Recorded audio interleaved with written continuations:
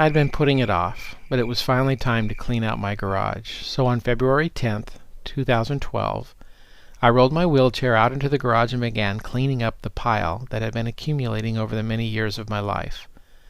As I kept moving junk, I noticed the Beetle Light footlocker that I hadn't seen for years. It was still collecting dust and spiderwebs over in the corner under the window.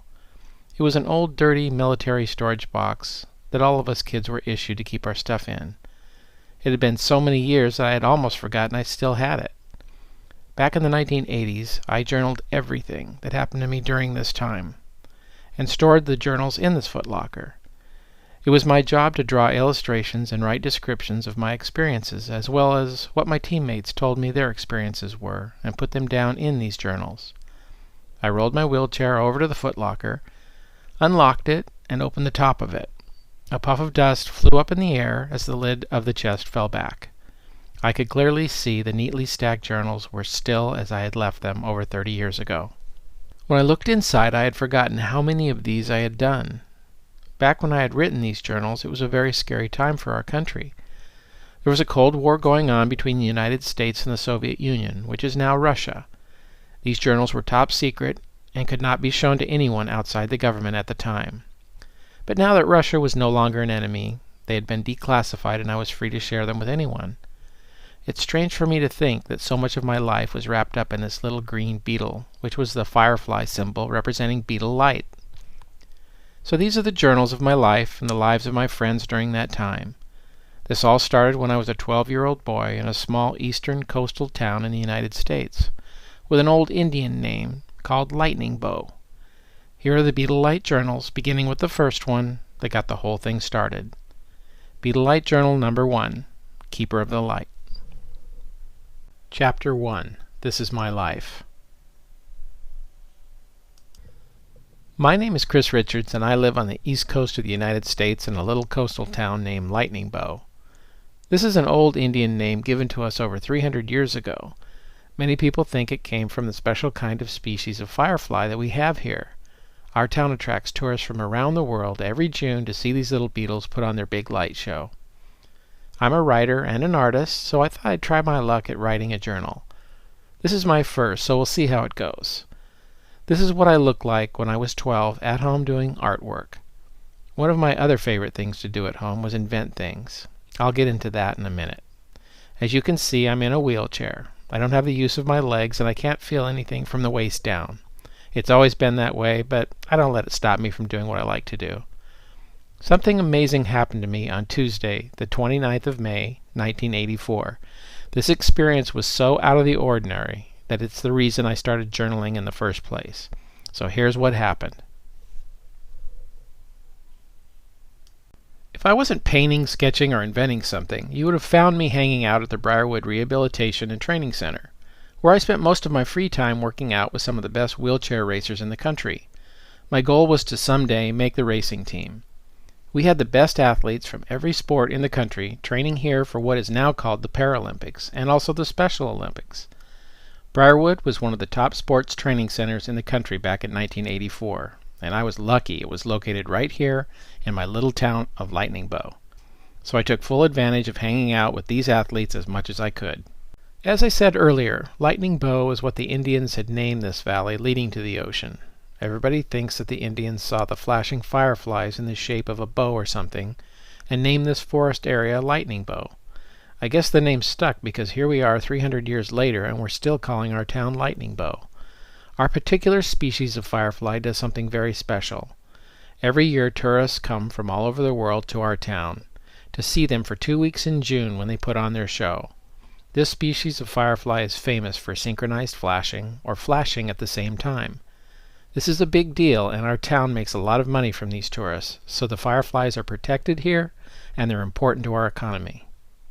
We have so many of these lightning bugs and tourists that our town has a firefly festival every summer. All of the kids in town collect fireflies in jars, and on the night of the festival everyone opens their jars to let the fireflies take off up into the air together. They make the biggest light show you've ever seen. It's really cool. I don't know, but I guess that's where they got the name Beetle Light. This brings me to the secret world of Beetle Light. In the back of the Briarwood Training Center and over the hill from our town, there used to be an old rock quarry pit, bigger than the size of a large football stadium. It was now a secret area behind a security fence with an electronically locked gate. This gate had the Beetle Light Firefly symbol on it. If you were wondering who they were, no one knew for sure. But I would soon find out what Beetle Light was.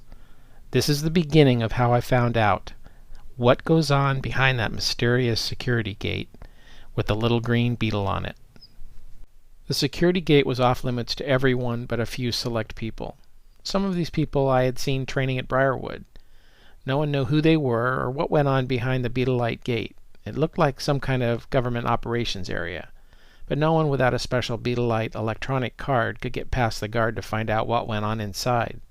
Some people in town had flown over the secret area, reported seeing a giant glass dome of some sort. It was constructed over the huge quarry pit. That was the only information anyone knew about this strange place. Many years ago they cut giant stones of granite here for different construction projects around the country. The quarry pit went out of business sometime in the 1940s, I think, and the forest had taken over much of it these days. There was a rumor, however, that the Department of the Interior was using it for some kind of endangered animal project, having to do with preserving our particular species of firefly, but no one really knew for sure. Maybe that's why they called it Beetle Light. I had seen black helicopters land behind the fence in the past, along with government-looking cars driving through the front gate. I was dying to see what was going on in there. I'll talk about all of this some more later. So, back to my world. As a kid, I was an inventor, an artist, and I wanted to be a wheelchair racer. I hoped to race one of my inventions. I called it a wheel racer. My goal was to make the team and enter my invention in the 1988 Paralympics. More than that, I wanted to be able to keep up with my friends that raced their bikes down Monument Hill, one of the steepest hills in our town. I was tired of being left behind when the guys would take off riding after school. That's why I invented my wheel racer in the first place. Well, that, and I wanted to impress a certain girl I liked. She worked out at the Briarwood Training Center. More about her later.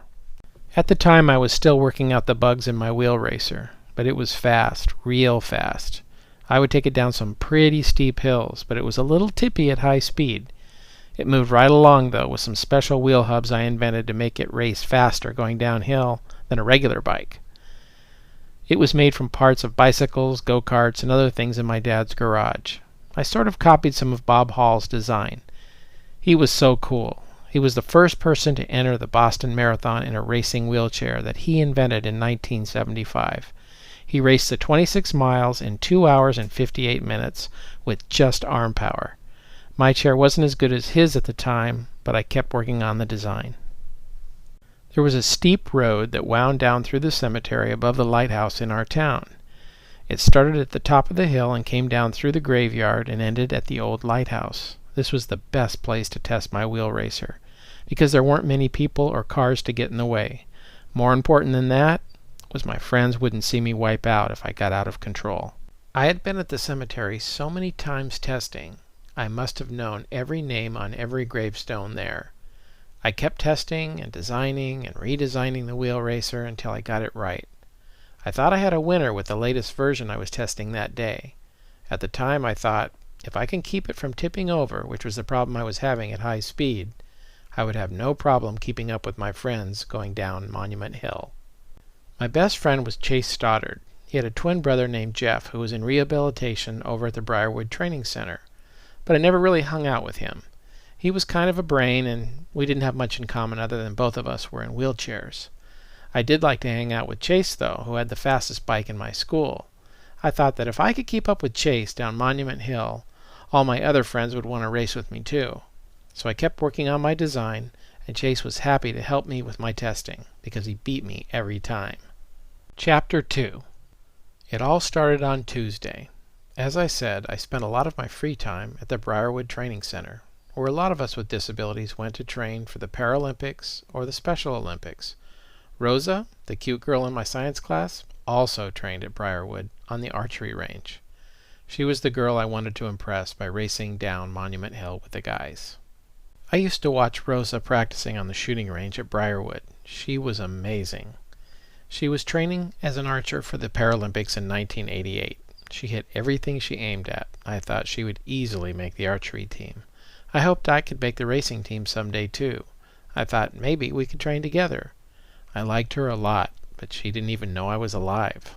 I thought if I could get the bugs worked out of my wheel racer, and Rosa heard how fast and cool I was racing down Monument Hill with the guys, then maybe she'd want to train with me at Briarwood. On Wednesday morning, May 24th, 1984, I was in science class, and it was so boring. My teacher, Mr. Toomey, was talking about the solar eclipse we were going to have later that day. During a solar eclipse, the moon passes in front of the sun, blocking out some or all of the light, making everything during the day look very eerie and strange. All I wanted to do was get out with my wheel racer and start testing on Cemetery Hill.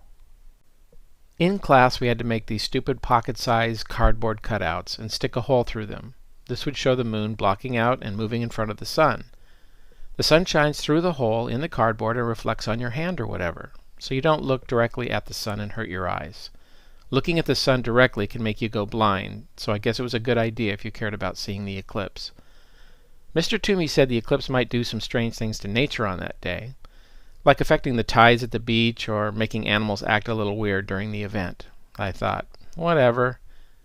Man, was I in for a surprise. After school on that day, my friends rode past me on their way to ride down Monument Hill. I wanted to go too, but my wheel racer wasn't ready yet, but hopefully it would be soon. I always hated being left behind, but today I was happy to get rid of anyone who might see me test my invention, just in case I wiped out. My best friend Chase was cool though. He asked me if I wanted to hang out, but I knew he really wanted to race with the guys, so I told him I was okay and it was all right to go. The hill the guys were headed for was really steep, but Cemetery Hill where I was going was just as good for me. I had to test out my latest design where no one would see me before I could take on Monument Hill in front of everybody. If I crashed in front of everyone, I knew Nick Cavallo would tell Rosa, and she would think I was a loser. So Cemetery Hill was perfect for now. It was testing time, and I made final adjustments to the wheel racer. I transferred over to it and threw some stuff in my blue backpack, like a flashlight and a couple of snacks. I looped the backpack over the back of my racer and I was off to the cemetery. I was so excited to try out this latest design I could hardly stand it. As I sailed down the sidewalk to the cemetery, I did notice it getting a little darker. The sky had a sort of orange-gray tint to it. Then I remembered the eclipse was going to happen today. There was also a few more dogs barking in the neighborhood than usual. It all just made the day a little more fun and out of the ordinary for me. I was having a blast. I remembered I'd still had that piece of cardboard with the hole in it from class. I pulled it out of my pocket and held it up in front of me. The light shined through the tiny hole and hit my hand. I could see the moon starting to move across the front of the sun and blocking out some of the light, making what looked like a crescent moon on my hand. It was kind of cool. I guess science class wasn't that boring after all. I put it back in my pocket and raced on to the cemetery. I finally got to the top of Cemetery Hill, and I could see all the way down the road winding through the gravestones to the lighthouse below. These were the perfect testing hills, but I remembered around this one curve there were some bumps in the road that you had to watch out for. Roots from a huge oak tree had lifted up the road. After these bumps, it was smooth sailing all the way to the lighthouse. As I pushed off and headed down the hill, I started picking up speed, a lot of speed. This new design was way faster than the last time I was testing here. I really had to hold on and keep this thing from going over. My front wheel was wobbling a little, and I was still tipping as I went around my first major curve in the road. The wheel racer was holding together pretty well, but was way faster than my normal wheelchair, and I wasn't quite used to going this fast. I remember thinking I had to find a way to make it more stable at high speed. I came around another corner, and there were the bumps in the road I was expecting, so I put a little pressure on the left wheel and swerved around, missing the bumps easily. When I looked up, I saw a rabbit directly in front of me, just sitting in the middle of the road like it owned the place. I was about to run it over, so I grabbed one wheel and turned quickly off the road to avoid hitting it. Chapter 3. The Crash at Marion's Stone. As soon as I swerved off the road to miss the rabbit, I was out of control, going about 20 miles an hour over rough grass. I was weaving through the gravestones, barely missing them as I swerved first left, then right. Gravestones were everywhere, and finally I just couldn't turn fast enough to miss the one directly in front of me. I crashed into it, hitting my head on the stone and overturning my wheel racer. Everything went black and I couldn't feel anything. I started to wake up, and things were still kind of blurry. To my surprise, my head didn't hurt at all, and I felt pretty much normal, just a little groggy. I remember looking down on my shoulder as I felt a hand on it, and heard someone with an older voice say, "Are you hurt, son?" I looked up and saw an old man carrying a shovel in one hand and a lantern in the other.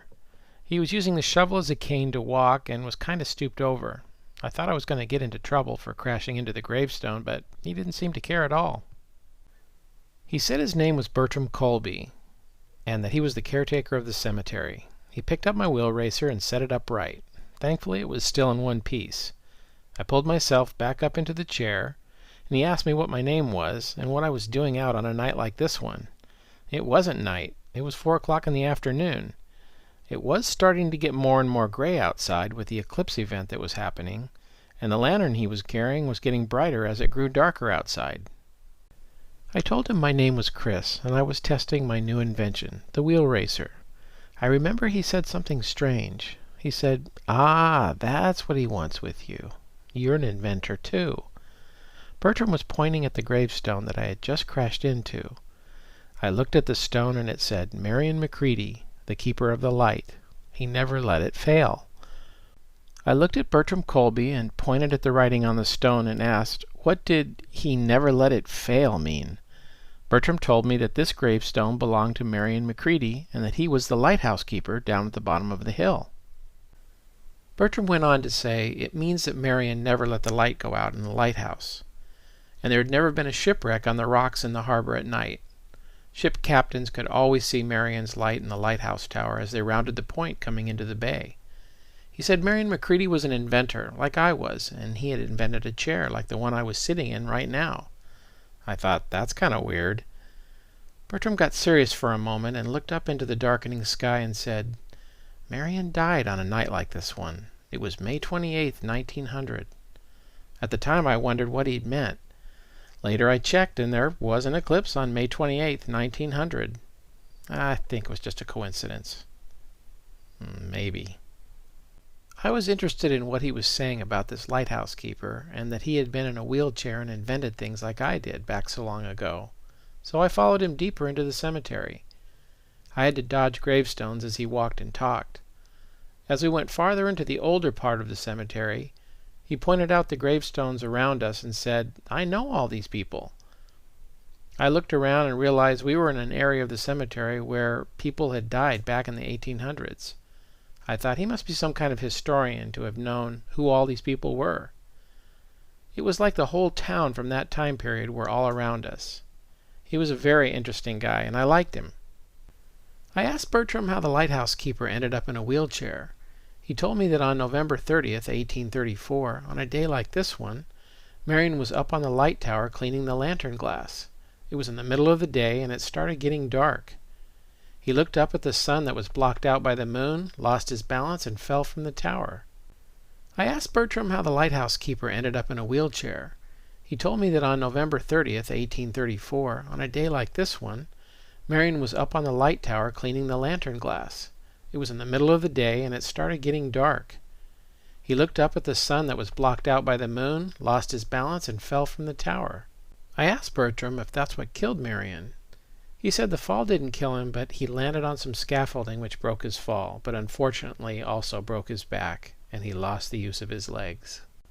I asked how a lighthouse keeper could get up and down inside that old lighthouse using a wheelchair in the 1800s. He said he invented this contraption that carried him up and down the different levels. This was back before they turned the lighthouse into a museum for tourists. After the accident, Marion wanted to keep his job as lighthouse keeper, so he invented some kind of system to make it possible. I thought, how cool was that? Marion was just like me. If you have challenges from a world not designed for you, you have to adapt and come up with things that make it work. I like this lighthouse keeper. Chapter 4. Standing on Isabel's Grave. We stopped walking, and I had rolled over a certain grave that Bertram was careful to walk around. It made Bertram very nervous by having my wheel racer sitting on top of this particular grave. His eyes opened wide, and he started shaking and rattling the lantern he was holding. As he looked at me, I could see he had terror in his eyes. "What did I do? What did I do?" I yelled. I couldn't figure out what was going on. He told me I was sitting on old Isabel Drood, a mean witch of a woman that lived in our town many years ago. I remember what Bertram said to me like it was yesterday. "You best move off of her now, boy, and quickly with ya." The way he said it sounded a little bit weird to me, but I have to admit I was getting a little freaked out, and I wasn't going to argue with him. I backed away from him because he was getting a little scary all of a sudden. When I backed up, I bumped into Isabel's gravestone. Now I want to say right here and now, her stone was already cracked when I hit it with my back wheels.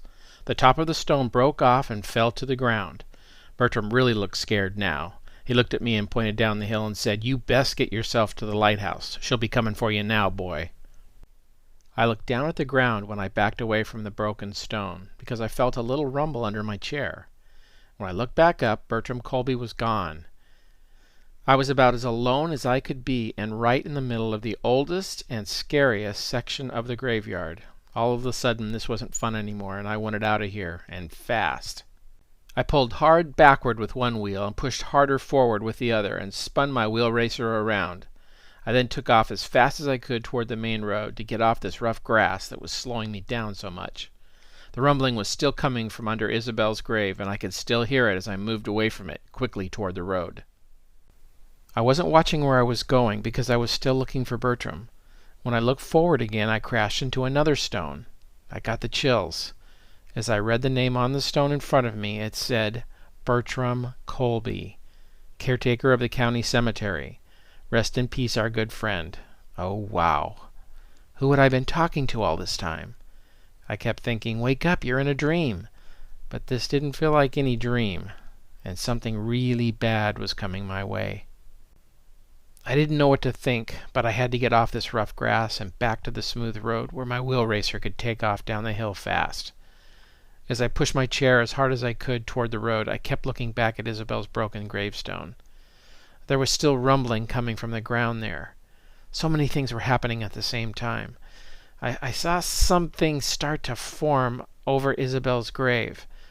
It was a black cloud of mist or something, but was starting to take human shape.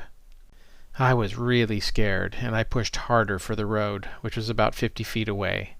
When I looked back again, whatever it was that was hovering over Isabel's grave formed into an old woman wearing a black dress with long black sleeves. She had pure white hair, and a gray wrinkled face with sunken-in eyes that were really angry. Worst of all, she was looking and pointing directly at me. She raised her arm and pointed a bony finger that looked like a claw at me. I heard her yell, "You, boy, you did this," as she started walking in my direction, fast. She was walking around the gravestones that were in her way, which gave me a little time to get to the smooth road, so I could move faster and try to get away from her.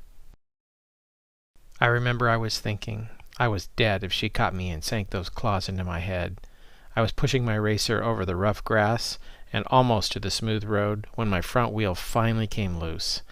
Thankfully it was still connected, but I wasn't going anywhere until I tightened it up. Even though it was a really bad time, I had to stop and reach down to tighten the front wheel again, or I would never get away from her. I secured the front wheel so it wouldn't wobble as much. I just kept thinking this must be the Isabel that Bertram had warned me about, and I had to get to the road. I worked as fast as I could to fix the wheel, but she was coming quickly toward me. I got the front wheel tightened again and looked around to see how close Isabel was. She was right on top of me. Looking up at her angry face was one of the most terrifying things I can remember in my life. She wanted me in pieces and was going to try her best to do just that. She took a swipe at my head as I ducked down. Her claws went right over my head with a whooshing sound. I could clearly see she just had long fingernails, but they sure looked like claws from far away. Either way, I didn't want to get cut with them. After her attack, she was thrown off balance and fell back. I took advantage and pushed off out in front of her. I made it onto the road where I finally started picking up speed down the road toward the lighthouse. I looked behind me and she was back about 20 feet, but still coming at me. I could see the lighthouse ahead, way down the road and through the graveyard, and if my wheel racer held together, I might make it. It was so unstable I thought I was going to go over again. I tipped up on 2 wheels, going around one of the curves, and luckily came down on 3 wheels. I knew I had to fix this problem, but at the time I just had to get to the lighthouse, where hopefully there'd be a ranger, a tourist, or someone to help me. Chapter 5. Let Me In. I came down the road through the bottom of the graveyard and was almost to the lighthouse, but it was after hours and there were no park rangers anywhere to help me. I looked back at Isabel and she was still coming down the hill straight at me. It was like no matter how fast I went down the hill, she was right there behind my backpack hanging on the wheel racer. I just couldn't pull away from her. I felt like I was in a horror movie. Everything was continuing to get darker and it was only 4:30 in the afternoon. And Isabel wasn't slowing down any. She wanted my head. I wished I were back in Mr. Toomey's classroom at this time, listening to one of his boring lessons on eclipses or something. I had reached the lighthouse and was yelling for help. Isabel was getting closer and closer to me. I had rolled onto this big rectangular platform of some kind at the front door of the lighthouse and kept yelling for help, but there was no one to hear me. Isabel was just about to get within striking distance again, and I saw this giant shadow over me. Isabel stopped her attack and looked up over my head at the same shadow. Whatever it was, it got her attention. Something big was coming down right above me. I looked up and heard a loud cranking sound as something that looked like a platform on ropes came down to the ground and landed between Isabel and me. Everything happened so fast that I didn't have time to question all the weird things I was seeing right in front of my eyes. I just remember thinking, what's happening today? This is all too crazy. When I finally got a good look at the platform separating Isabel from killing me, I saw an old man on it wearing a black jacket and a sea captain's hat, sitting on what looked like a wooden antique wheel racer. I had never seen a chair like that before. It had wagon wheels and was totally made of wood. I didn't know how or why, and I didn't care because whoever this was, he seemed to be protecting me from this mad woman. She was determined to take my head off with those claws of hers. The old man held up his hand in her face like a cop stopping traffic. She didn't seem to want to cross him, though, so she took a step back and stopped her attack. I heard the old man shout at her, "That's enough! Be gone with you, woman!" In a split second, I saw Isabel turn into black and white mist, and then just blow away into the air. Then I could see the graveyard and trees where she had just been standing. She was totally gone, and what a relief that was. I thought that this must have been the lighthouse keeper that Bertram had talked about. Then I saw the old man in the chair start to laugh at Isabel's disappearance, like he had gotten rid of the town bully. Now what, I thought. Is he going to make me disappear? Which basically is what he did do. Chapter 6. The Trap Door. Just as I was calming down from my encounter with Isabel Drood, the old man reached behind my head and pulled down on a lever that was sticking out of the wall. I immediately felt a rumble under my wheel racer from the platform I was sitting on. The next thing I knew was the platform I was sitting on started opening downward on one side.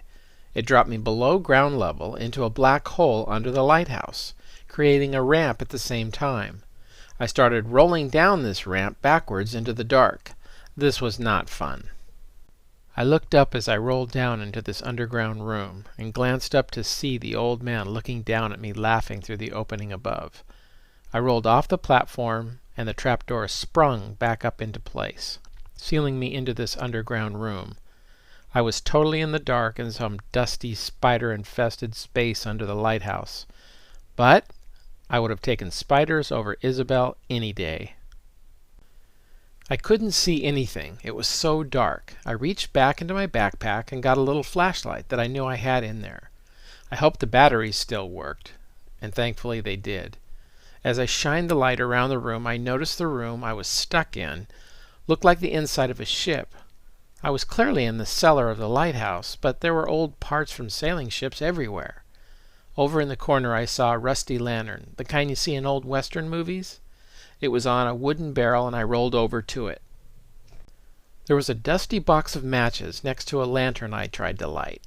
I had never lit a lantern like this one before. I went through 5 matches before I figured it out. I had to lift the glass around the wick that burned, and there was a little metal lever to do it, but I got it after a few tries. When I finally got the lantern lit, it illuminated the room I was in and everything in it. It was really cool. I could now see that the room was full of maritime artifacts. It looked like the inside of a pirate ship. I kept looking for a way out and saw a spiral staircase over in the corner, but there was no way I was getting up that. Unless I could find another way out, it looked like I was trapped down here. Then I saw over behind the barrel that the lantern had been sitting on a platform with a post that had levers and a crank on it. It had ropes suspended above it, and it looked just like the one the old man with the captain's hat came down on that rescued me from Isabel. This had to be the elevator invention that Bertram, the cemetery caretaker, had told me about. I wondered if it still worked and how it operated. Chapter 7. The Platform. I rolled over and onto the platform and tried to use the crank to make the platform go up, but the crank wouldn't turn. There was no other way out of this cellar for me, and if I didn't find a way, the park rangers were going to catch me here in the morning, and I was going to be in huge trouble. I didn't know if the park rangers would even find me, because by the look of all the dust, nobody ever came down here. There was a large hole in the ceiling above the platform, but the lantern light wouldn't pierce up through it, so I grabbed my flashlight and pointed it up at the ceiling hole, which was the same size as the platform I was sitting on. With the help of my flashlight beam, I followed the ropes all the way up through the holes in the ceilings of the different room levels above me. All these platform-sized holes led up to the light tower at the top of the lighthouse. Looking up, I could see there was a pulley system attached to the platform I was sitting on. At the other end of the ropes was attached a heavy barrel full of chains that looked like a counterweight to make the platform go up. It was a homemade 1800s elevator. I now could see how the lighthouse keeper got from floor to floor in a wheelchair. I thought this was really cool. I knew I had to make this thing work if I was going to get out of the cellar. I tried to crank it, but the crank was rusty and stuck and wouldn't turn. I next tried to push the two levers on the post next to the crank. One lever moved. It looked like a brake of some sort. Then I pulled hard on the other lever and heard a click, felt a jolt, and the platform I was sitting on took off up through the ceiling. I was headed for the rectangular hole in the ceiling that fit the platform I was on. As I went up through the hole in the cellar ceiling and came up through the floor of the room above, the lantern I was holding lit the room for a few seconds as I passed through it. I could see an old-fashioned living room and kitchen. I remember seeing this room before on the park ranger tour of the lighthouse when I came with my parents last year. I continued on up through the room and again went through a platform-sized hole in this ceiling. I just kept going up. This was starting to be a little fun. I started to get a little uncomfortable as the platform I was on continued to move faster. I then came up through the floor to the next level of the lighthouse. It was the workroom and bedroom level where the lighthouse keeper slept and maintained the lamps. The heavy-barreled counterweight dangling from a rope above me came zooming down past me, loaded with heavy iron chains. This sent my platform screaming to the tower above. It looked like I was going to get smashed into the pulleys suspended above me that were holding up the ropes of my platform. I went up through the workroom level and started picking up more speed. I could see the light tower ceiling was quickly coming at me. I grabbed the brake lever and pushed down as hard as I could. It slowed me down a little, but the lever was starting to smoke from the friction of the rope burning. I just didn't weigh enough. This system was designed for a heavier man and a heavy old wooden wheelchair. I was just too light. All I could do now was to hold onto the crank post and the levers as I zoomed through the tower of the lighthouse toward the roof. This didn't look like it was going to end well for me. I had finally run out of rope at the top of the light tower, and the platform just stopped, flinging me into the air above the platform along with my wheel racer.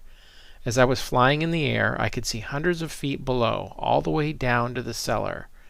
I was scared, I mean really scared. I don't like heights anyway, and this was my worst nightmare. I would have a long way to fall and think about how I was going to be smashed down in the cellar. My wheel racer came crashing down onto the platform, but I came down off the side of the platform. As I was falling in midair, I reached out for the edge of the platform and was able to grab it. My legs were dangling below as I was clinging to the edge above a 200-foot drop to the cellar below. Luckily, since I had been training to race, my upper body strength was pretty good, but this was still terrifying. I don't know if a kid that wasn't used to pushing and pulling a chair around every day could have held on that long. Getting around in a wheelchair and building up arm and hand strength was an advantage in this situation. But I couldn't have held on for much longer. Just as I felt myself slipping, I heard someone rolling on what sounded like wooden wheels above me on the platform. I had a feeling who it might be. Just as I couldn't hold on any more, I felt a rope lasso under me, and the pressure on my hands and arms started to ease up, as someone was pulling me up above the platform and onto the top of it. It was that same old lighthouse keeper with the captain's hat again. He was sitting in an old wooden wheelchair that kind of looked like mine. He was holding the other end of the rope, and he saved me from plunging to the cellar below. I dragged myself over to my wheel racer and pushed it back over upright again. Then I pulled myself up onto it and kept one eye on the old man in the wooden chair at the same time. As I got into the chair, I was face to face with the keeper of the light himself. After I dragged myself back up onto my wheel racer, I looked at him and said, "Thanks for your help. I couldn't have held on much longer." He just smiled at me and said nothing. Chapter 8. Introductions. I asked if he was the lighthouse keeper, and he smiled and nodded yes. I didn't ask his name because I couldn't remember it from the gravestone. I thought it was Marvin or Martin or something like that, but I didn't want to get it wrong at this moment of introduction, especially after he had just saved my life, twice. He told me his name was Marion McCready, and I told him my name was Chris. Then I asked him, "What's going on today?" I told him I didn't understand what was happening. He looked at me, smiled and shrugged his shoulders, then pointed up. His meaning was clear. It had something to do with the eclipse. Sitting back in my chair, I finally got a good look at him. He had a kind face with a beard and weathered skin. He looked like what I pictured an old sea captain would look like. But I found it very interesting that his chair, or racer, looked a lot like mine. Then Marion looked down at my chair. I could tell he was very impressed with the design, with all the metal and the rubber tires that he had never seen before. He was in a wooden chair from over 100 years ago, but it was so crowded on the platform I really couldn't get around to get a good look at his chair. I put my hand on one of my wheels and said with pride that I had built this wheel racer from spare parts that came from bicycles. Marion looked impressed. He didn't look like he understood what bicycles were, but he took one look at my wheel racer and reached over to the post with the crank and the levers on it and started cranking us down. I could now see that the crank only worked to crank you down, and the levers on the post let the barrel counterweight fall, making the platform go up. As an inventor, I was just amazed at how it all worked. Marion stopped cranking us down to the workroom level, and he rolled off the platform. I happily followed him. I was glad to get off that old elevator that had nearly killed me. At this point, I could get around and really take a good look at his chair. "Wow, this is cool," I told him. Marion looked proud that I was impressed with his design for a second. Then he suddenly looked confused. He reached down to touch his old wooden racer to see if it was cold, I guess. I knew he didn't know what the term cool meant, so I explained it meant he had a great invention and that I really liked it. Marion then relaxed and had a smile on his face again. He had taken pieces of wheelchairs from his time period and some horse and buggy parts and made a heavy but stable racing wheelchair of his own. It had a front wheel design from an old wheelbarrow that was pushed farther out and would keep his chair from tipping over, which mine was doing at high speed. Looking at his design, I could tell that my front wheel was too close to my back wheels. "That's what I'm doing wrong," I told him. "I need something to push my front wheel out like his." He looked up at me and said, "I have an idea that might work." As he rolled over to a pile of junk in the corner, he was looking for something particular to solve my problem. He clearly had something in mind, but I didn't know what he was looking for. Marion found what he was looking for and came back with a broomstick and a coffee grinder handle in his hands and said, "We can use these things to address your design problem." I looked at him and didn't have a clue as to what he was thinking. I thought, how are these things going to help me from tipping over at high speed in front of everybody coming down Monument Hill? He then took the broom and the saw and started sawing off the broom part, leaving just the broomstick. I understood what he was doing now and started taking off the bolts holding my front wheel on to accommodate his broomstick idea. This might really work. I started getting a little excited about the idea of finally having a design that worked. Marion wanted to put the broomstick between my back wheels and my front wheel. By extending the front wheel out, it gave my wheel racer more stability and I wouldn't tip over so easily at high speed. Then he attached the coffee grinder handle to the top of my front wheel so I could steer at high speeds coming down the hill, and I wouldn't have to grab my back wheels to turn. This old man was brilliant. With my very cool and newly designed wheel racer, we got back on the platform and cranked down to the living room level, which was the main floor. My chair felt more stable now, and I had this coffee grinder handle to steer with. Wait till Rosa sees this, I thought. I would totally be able to take on Monument Hill with my friends now. I followed Marion off the platform. He rolled over to the wall where there was another crank mounted, which cranked the platform the rest of the way down through the floor to the cellar below. I asked him if he'd ever raced his chair down Cemetery Hill. He looked at me and told me he had come down that hill with great speed before. With a grin, he asked, "Would you like to engage in a speed contest with me?" I liked the way he talked. I said, "Yeah, that would be great, but, I looked out the window, still worried that Isabel might be out there. He looked at me with a knowing smile. "You will not see her again." I felt a little better being with him and said, "Okay, let's go for it." After spending all this time with Marion, I finally got the total design of this cool lighthouse. The trap door at the front of the lighthouse taking you to the cellar had a lever on the wall that you pulled. It would take you to the cellar where the platform elevator with the counterweight system would be waiting. The platform elevator would then take you to the floor you wanted to go to. When you wanted to go back outside, you cranked the platform back down to the living room, rolled off the platform, and cranked the platform down to the cellar. You would open the side door of the living room and exit the side ramp to the main road outside the lighthouse. The platform would be waiting for you in the cellar the next time you came down the trap door from outside. This is how someone in a wheelchair in the 1800s kept his job as lighthouse keeper. It was brilliant.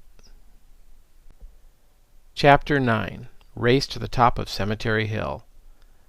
We then went to the side door from the living room, where there was a ramp leading outside. We rolled down the ramp and out to the road in front of the lighthouse. I remember after leaving the lighthouse that it was starting to get a little brighter outside. The eclipse was ending, and I started to get a sinking feeling that my adventure might almost be over. I didn't want it to end. Nothing like this had ever happened to me before. I pulled out my cardboard with the hole in it and held it out to see how much time was left. The sun was shining through the hole onto my hand, and the moon was moving past the sun. The eclipse was definitely nearing an end. Marion looked up at me seriously and said, "My time is short. We must make haste." I wasn't sure what was going on that day, but the eclipse had something to do with him being here out of his own time period. I didn't want to waste any time, so I followed him to the base of the hill. "Okay, let's go," I shouted, as we pushed off for the top of Cemetery Hill. This race had become a race against time, to see if we could get to the top of the hill and race down before the eclipse was over. As we pushed our way up the hill the back way, I was still a little worried that Isabel might be out there somewhere, but I didn't see her anywhere. We continued to push our way up the back road to the top of the hill, where it was a longer push but not as steep as the main road coming down through the cemetery. The sun was almost at full strength by the time we got to the top of the hill. I leaned over to Marion and thanked him for making my wheel racer more stable by using the broomstick and the coffee grinder handle. He looked at me, smiled, and said, "It has been a pleasure to make your acquaintance, Chris." He then paused and continued, If I don't make it to the bottom of the hill, you will have to finish for the both of us." We pushed off down the hill. At the time, I just thought he meant his chair might not be able to make it all the way to the bottom of the hill. As we were racing down Cemetery Road, I could hear Marion laughing behind me, having a great time. I remembered the bumps that were coming up. I looked back to warn him. "Watch out for the bumps around the next curve, Marion," I yelled. He was having so much fun he didn't even hear my warning. He was like a kid in a candy store, laughing all the way down the hill. I came around the curve, and there were the same old bumps in the road. Grabbing the new coffee grinder handle, I easily turned and passed around them without a problem. Then I looked up to see the sun was full and the eclipse was now over. Everything was bright and normal again. I looked back behind me, and Marion was coming straight at the bumps. He went right over them, jolting his chair off the road into the grass, heading straight for a group of gravestones. He was still laughing and having fun, though. He was going at least 20 miles an hour over rough grass, maybe more. He was just barely missing stones as he zoomed past them, but he didn't seem to care. I did, though. I guess I had sort of gotten attached to him through our day of adventures. Marion was speeding toward a giant gravestone, still laughing. He was starting to look a little faint, as though you could see through him. He was still laughing uncontrollably, having a great time, but something was changing. I watched Marion crash directly into a huge gravestone. Then something very difficult to describe happened, but I'll do my best. My drawing will help, but it's still hard to show what it looked like. When he crashed into the gravestone, Marion turned into a kind of mist as he hit, almost like a bag of flour had been thrown against a stone, exploding as it hit and then just blowing away into the wind. As I watched this amazing thing take place, I wasn't paying attention to where I was going, and I went off the road and rolled across the grass out of control as well. I couldn't believe it. I crashed my racer in the exact same place I did before, right into Marion's gravestone. I hit my head on the stone and blacked out again. I started to wake up, but this time my head hurt and there was blood coming down onto my face. I felt a hand on my shoulder like before and looked to see if it was Bertram again. This time the hand on my shoulder was younger and it was attached to someone in a uniform, wearing a badge and a gun. I heard a police radio in the background and realized the man helping me up was a park ranger. Chapter 10. The Ranger and the Ambulance.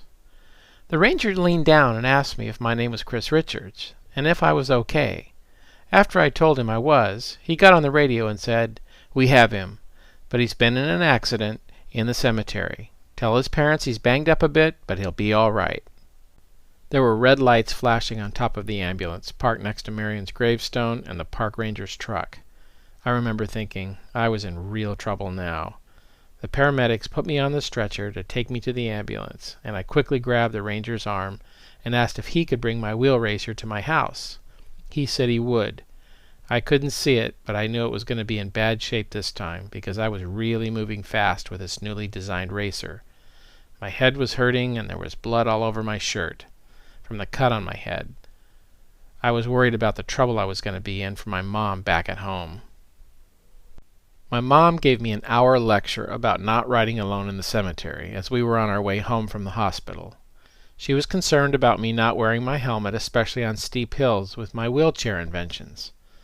Not many kids wore helmets back then, but today we do because it could save your life.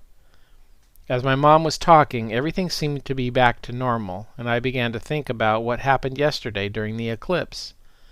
This was something supernatural, and no one would believe me. I wouldn't believe me, so I kept quiet about it. Then I started thinking that maybe hitting my head on Marion's stone the first time knocked me out, and I imagined everything. There are no such thing as ghosts. Or are there? Doubts about what happened at the lighthouse started creeping in. There was only one way to know for sure. Where was my wheel racer? I asked my mom if the ranger had brought it back to the house, and she said he had. She said it was banged up a bit, but I didn't care. I just wanted to know if the broomstick and the coffee grinder handle were still attached to it. That would tell me everything I needed to know. We arrived home, and I rolled into the garage to see the wheel racer over in the corner under a tarp. I was really nervous about taking the tarp off, because if the broomstick and the coffee grinder handle weren't there, then one of the coolest experiences of my life had never really happened. Chapter 11. The Unveiling. This was it, the moment of truth. I rolled over to the covered wheel racer and slowly pulled the tarp off to reveal my old wheel racer, which was beat up and had no broomstick and no coffee grinder handle attached to it. I just sat there stunned. What was I thinking? I kind of knew it wasn't real when I was in the hospital, but I was hoping it was still possible. At least now I knew how to make the wheel racer faster and more stable to race down Monument Hill with my friends. That evening I put the wheel racer back together. I found one of my mom's old brooms and cut off the end just like Marion had done in my dream. I didn't have a coffee grinder handle, so I found a file in my dad's toolbox. It would work as a handle, and I stuck it above the front wheel, just like Marion did, to steer with. I put the whole racer back together again, and it all worked perfectly. I was still a little bummed that I'd imagined my lighthouse adventure. It all seemed so real. Chapter 12. Victory on Monument Hill. It was time for the big race. A week later, after I had put my wheel racer back together, I challenged the guys to the big one, Monument Hill, which overlooked our town of Lightning Bow. I had also redesigned the hubs of my wheels to make the racer go even faster. No one took me seriously, and that's just what I was hoping for. We all lined up at the top and took off, letting gravity do the rest. My friends were amazed at how fast the wheel racer went down the hill, leaving them all in the dust behind me. I have to admit I really liked blowing past all of them. Even Chase was impressed at the speed of my invention. To my surprise, my new invention was faster than the fastest bikes in town. Word of my victories began to spread to more people than I expected, as I was about to find out. Word got back to Rosa about me beating everybody down Monument Hill, and if you can believe it, she was talking to me. Rosa agreed to train together at the Briarwood Center for the 1988 Paralympics. This was the best. It was great just to be able to hang out with Rosa. She taught me to shoot, and I taught her about racing. That year in 1984, a woman named Susan Hagel won a gold medal for the USA in Paralympic archery. She was Rosa's hero. Chapter 13. The Invitation. The weirdest thing happened to me one day. When Rosa was teaching me some archery tips on the shooting range at Briarwood, a uniformed officer in black came and delivered a letter to me. She asked me if I was Chris Richards and if I had identification. I told her I did, and I pulled out my wallet to show her my school ID card. I noticed the officer had a badge with a green Beetle Light symbol on it. This was the same symbol I had seen on the security gate back behind the Briarwood Training Center. She handed me the envelope, turned and walked off without saying a word. I looked over at Rosa, and she seemed like she knew something that I didn't know. She was smiling at me as I opened the envelope. She told me that my talent for inventing the wheel racer, which was faster than the fastest bicycle, had gotten back to some very important people. I didn't know what that meant at the time. I reached into the envelope and pulled out a certificate with a green firefly symbol on it and the words Beetle Light. There was also an ID badge and an electronic scanning card with the same green symbol on it. I began to read the certificate. It said, "Congratulations, Chris Richards. You are cordially invited to interview with our organization. Please come to the Beetle Light security section. Please use this letter and identification card to gain entrance to the Beetle Light security area behind the Briarwood Training Center." I didn't get it. I was confused. I looked up at Rosa, and she was pointing to the back of the Briarwood complex in the direction of the Beetle Light security gate, and just said, "Good luck. They're waiting for you." At that moment, she pulled out her own Beetle Light ID from around her neck and grinned. She was a member of whatever Beetle Light was all this time, and I never even knew it. Chapter 14. The Secret Door. I understood and rolled away toward the back of the Briarwood complex. I made my way to the Beetle Light security gate and came to the uniformed security guard standing next to the gate that protected the main door. There was a scanner for my newly acquired electronic card on the side of the gate to allow me access. This was incredibly exciting because I had always wanted to know what was behind this gate. When I arrived, the guard asked for my ID badge. I showed it to him, and he passed me through to the main door. I slowly approached the main door and pulled out the electronic card with a green firefly on it. I swiped it through the scanner next to the door and heard a click. This was really cool. What was on the other side, I wondered.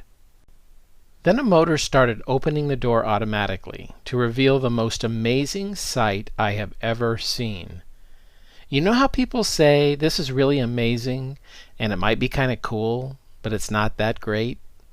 This was not one of those times.